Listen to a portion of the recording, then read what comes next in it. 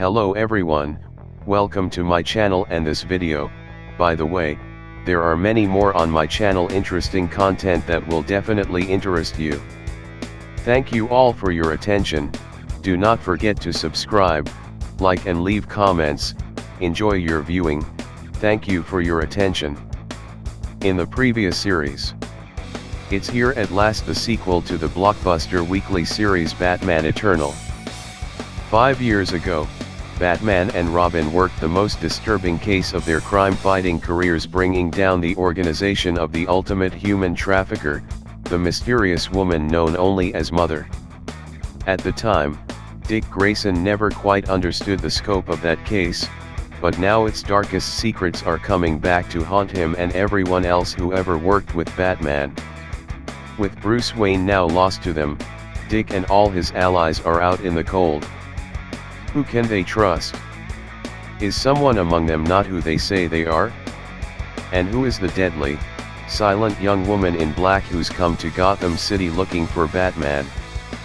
Prepare yourself for 6 months of international intrigue, twists and turns, and new additions to the world of Batman and Robin, from showrunners James Tynion IV and Scott Snyder, and writers Tim Seeley, Steve Orlando, Genevieve Valentine, Ed Brisson, and Jackson Lanzing and Colin Kelly.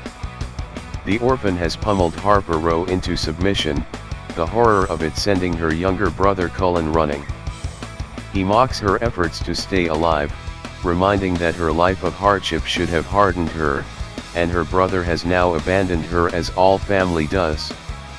Suddenly, though, Cassandra Cain leaps through the window of Harper's apartment and slams her heel into the orphan's spine, and then thrusting her fist hard into his face. While Harper tries to recover some strength, Cassandra identifies the many hoses going into the orphan's face mask as weaknesses, and tears them out. Dick Grayson, meanwhile, finally receives a call from Matron of Spiral, who insists that Poppy Ashmore had checked out when she was recruited, and this Mother threat is otherwise unknown to Spiral. She suspects, as Dick does, that this has to do with his previous life as Robin or Nightwing. Dick is following that lead now, having identified Harper Row's name on the list he was given, and he now stands outside her apartment, where he sees a figure crashing through an upper window. Worriedly, he breaks communication until he knows where the leak is. As he makes his way up to Harper's apartment, leaping and swinging acrobatically up her fire escape, he is witnessed by Stephanie Brown, who is a little more than impressed. As Cassandra and the orphan's fight continues, Harper manages to grab her stun gun and fires a bolt of electricity at him, sending him falling over the edge of her fire escape, past Dick, who instinctively grabs him on his way down. Looking up, he sees Cassandra looking down at her, and reacts with confusion, a hesitation that allows the orphan to struggle free and escape. As Cassandra gives chase, she gestures that Dick should go back for Harper. When he finds her and discovers that she is also a costumed vigilante, he reacts with disbelief, only to be further taken aback when Stephanie crashes through the door as the spoiler, warning him away from Harper. With surprise, she recognizes him as Dick Grayson, who is supposed to be dead, as far as the public is concerned.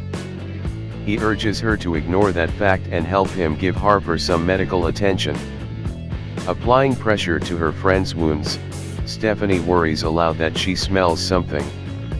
Dick recognizes it quickly as the smell of fear gas. Several years ago, he and Batman had been tracking the Scarecrow in a cornfield, and soon realized that sections of it had been stamped down, to deliver the message "I am fear." Angered by the taunt, Batman called out that Dr. Crane had wasted his potential for greatness on his fear toxin.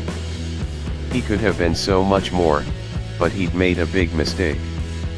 Seeing the silhouette of a Scarecrow ahead, Batman and Robin leapt upon it, only to find it was an actual Scarecrow, a distraction. Crane appeared before them, and sprayed his gas in their faces. Through his horrific mask, Crane explained that the true mistake would be to think that he was anything but the Scarecrow. The mask was his true face. His gas, he promised, would show the truth about them.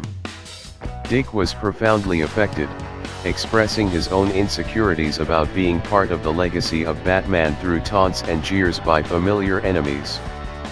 Fortunately, Harper's bleeding ceases, and Stephanie has a moment to ask where Dick has been all this time.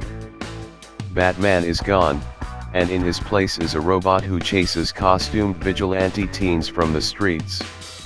All Dick will say is that Batman had needed him for something else, demanding instead to know Spoiler's real name. He is glad to confirm that Stephanie Brown is not on the list he saw. They are interrupted by Red Robin, who admits that he bugged Harper's apartment, and therefore knew to come. Worriedly, Dick explains the list to Tim, warning that he and Jason Todd are also on it. This reminds him that he should check in with Jason before he too is attacked by an assassin.